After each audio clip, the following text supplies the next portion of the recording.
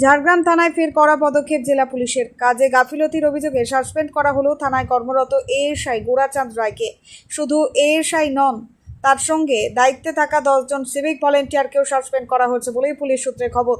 গোরাচাঁদ রায় ঝাড়গ্রাম থানার বাঁধগোড়া অঞ্চলের দায়িত্বে ছিলেন। সম্প্রতি ওই এলাকায় একাধিক বিষয় সামনে আসার পরই জেলা পুলিশের নজরে আসে গোটা বিষয়টি। এরপরই এএসআই সহ তার অধীনে থাকা 10 জন সিভিক ভলেন্টিয়ারের বিরুদ্ধে শাস্তিমূলক ব্যবস্থা নেওয়া হয়।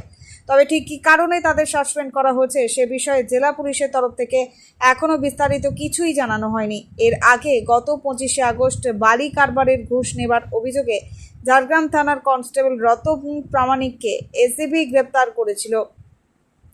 সেই ঘটনার রেশ কাটতে না কাটতেই একই থানার এএসআই এবং 10 সিভিক ভলেন্টিয়ারের বিরুদ্ধে এই পদক্ষেপ ঘিরে শুরু হয়েছে জোর চর্চা। ঝাড়গ্রাম বিধানসভার বিধায়ক লক্ষ্মীকান্ত সাউ বলেন, একের পর এক ঝাড়গ্রাম থানার অফিসার সাসপেন্ড হবার মুখে।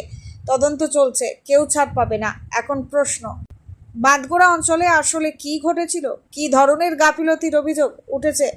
তদন্ত এগোলেই মিলবে তার উত্তর।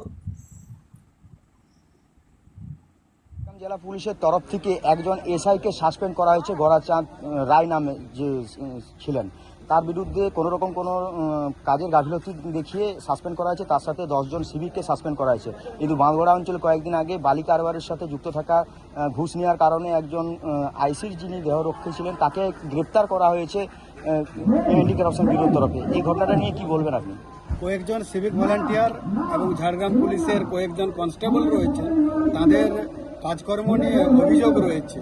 আমাদের অভিযোগ নয়, জনগণের অভিযোগ রয়েছে। সেই অভিযোগের ভিত্তিতে আমরা সমস্ত কিছু দেখার পর এগুলো সিদ্ধান্ত নিয়েছে প্রশাসন।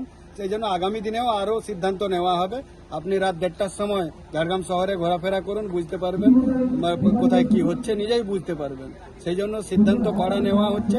আগামী দিনে সমস্ত প্রশাসনিক অফিসেও এরকম কড়া সিদ্ধান্ত নেওয়া হবে।